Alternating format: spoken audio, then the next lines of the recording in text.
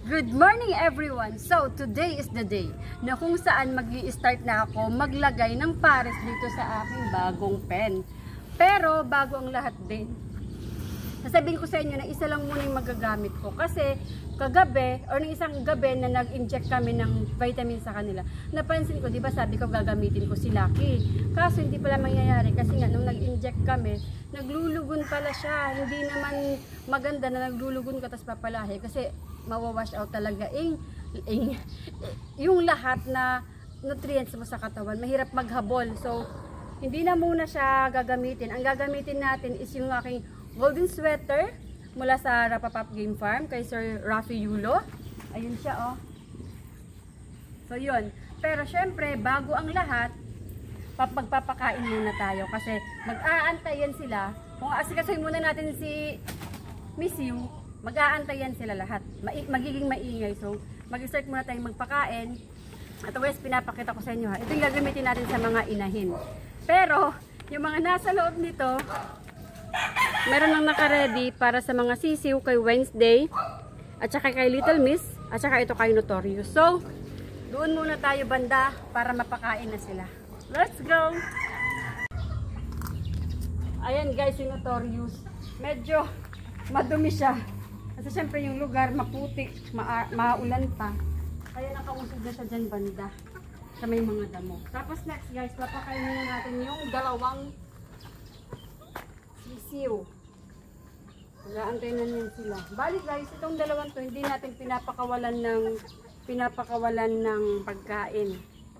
Kasi kumakain yan sila. Kasi all through the night, mayroon silang ilaw. Kaya nakikita nila yung pagkain. So, ito yung gamit nating ilawan sa kanila.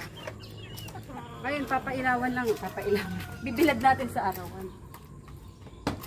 Ayan. Tapos ito yung pagkain nila.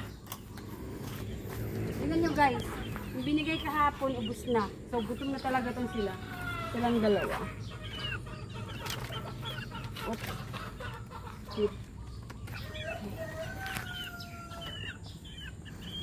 Ito na.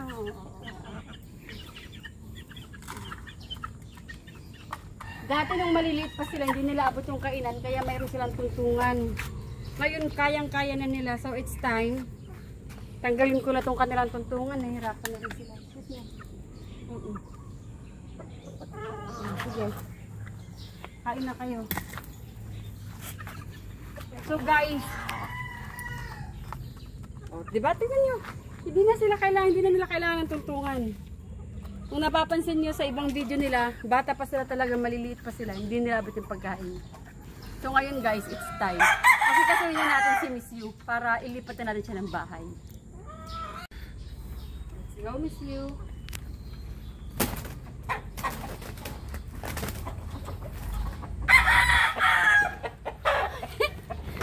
Diba? Masyado challenging. Ang aga-aga challenging. So guys, ito si Miss Yu. Yan, ito siyang golden sweater. Sabi ko nga galing ito kay Sir Rafi Yulo. Na-acquire namin siya. Ano pa siya? Ano pa talaga siya? Pullet. Ah, diba? Ganda niya. Napaka red ng kanyang mukha. Napaka healthy. So, ito yung kanyang bahay. Let's go. Ang layo-layo ng bahay niya mula sa kanyang pinanggalingan.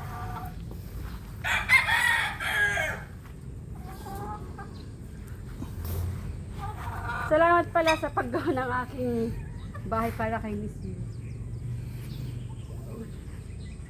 Okay. So guys, bale, i-introduce natin siya dito sa bahay niya kasi baka magulat siya bakit iba yung bahay, bakit may ganito, may ganyan. So, ito, papakita ko na muna sa kanya. Yan yung bahay mo. Siyempre guys, bago natin siya ipasok, yung kanyang dami egg. Para alam niya, bago kasing lugar niya eh. So para alam niya na doon siya mangingitlog.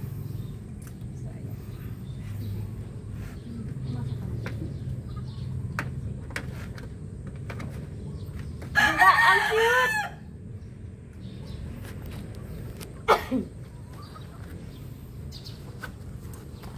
Yun na siya. Naging cozy na siya doon sa lugar niya.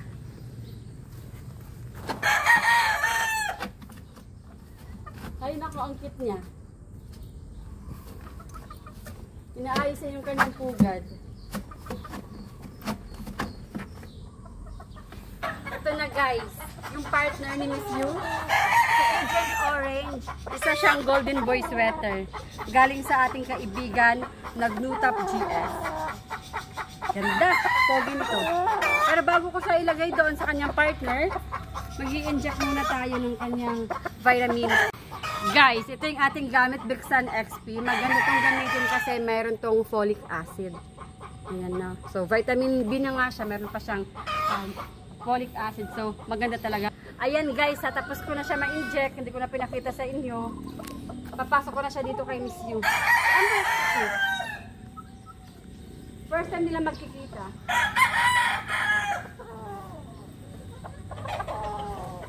Para hindi magkagulatan, ganun ko lang siya nilagay. Pwede ko naman siya ilagay sa taas eh, pero baka magulat si Miss Yu, magkahabulan sila. Mas maganda na yung ganyan. Magkakasilipan muna sila. Oh! Bumaba siya. Sino kaya siya?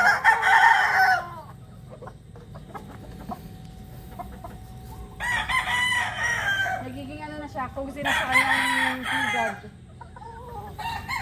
So guys, magpakain na tayo habang sila ay comfortable sa kanilang lugar. Tapos nagpa-familiarization sila, nagpapakitaan. Balikan natin sila, magbigay na tayo ng pagkain sa ating mga girls.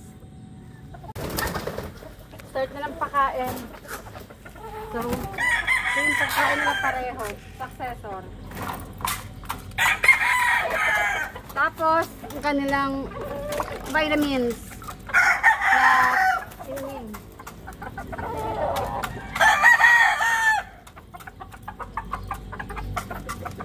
Di mo lang sila nagpapansinan. Tingnan nyo guys, di mo lang sila nagpapansinan. Yan na. Napaka-gentle naman niya. Hindi siya nang, ayan na, hindi siya nang umulit. Oo, sige na. Sige na rin.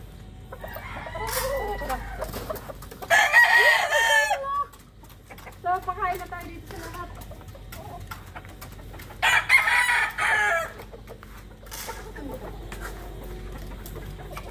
Kain na.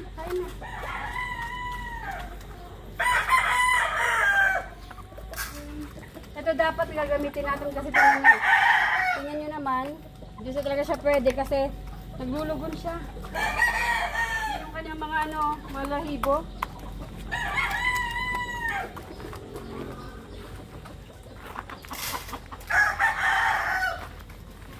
Pinisilip-silip ko mula dito. Yung dalawa. Hindi talaga sila nagpapansinan.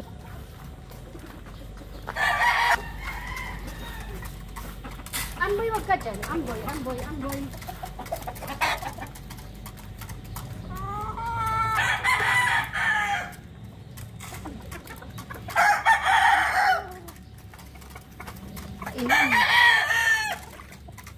Painom.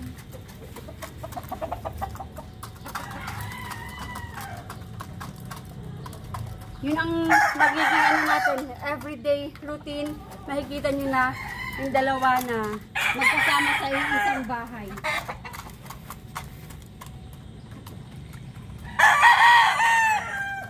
Wala, hindi pa natin pwede magamit si Buttercup. Hindi pa siya tapos maglugon, no? Tingnan nyo, ang dungis niya sa kanyang kulay. Kung nakita nyo siya nung na-acquire ko siya sa Firebird Game Farm, ang ganda ng kulay niya, napaka-white, napaka-pula niya. Ngayon, pula yung mukha niya, pink yung mukha niya, pero yung kanyang balahibo hindi pa nagbabalik.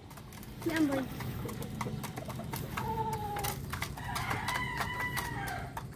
Dito na banda.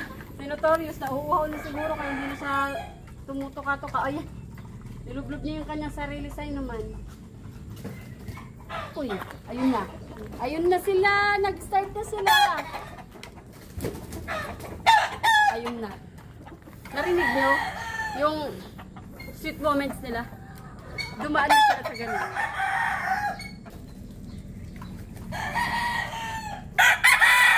Ayun pa, umiisa pa siya. Bawal lumabas. Ayun ko lang yung inuman nyo.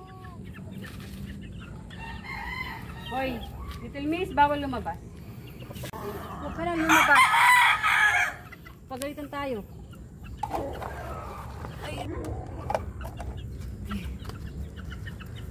Pasaway ka, little miss, ha? Yan. Yan na. Uminom na kayo. Narinig nyo kaya nang magpapainom tayo doon banda. Nagkaroon na sila ng kanilang private moment. Yan na naman. Gusto pa niyang umisa. So, bali guys, yun ang magiging araw-araw natin na routine. Titingnan natin, mag-o-observe tayo sa kanila kung ano yung kanilang development. Kung nagka-developan na ba sila.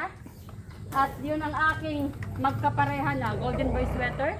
At saka yung ating golden sweater. At ako si Aling Himay. Bye-bye!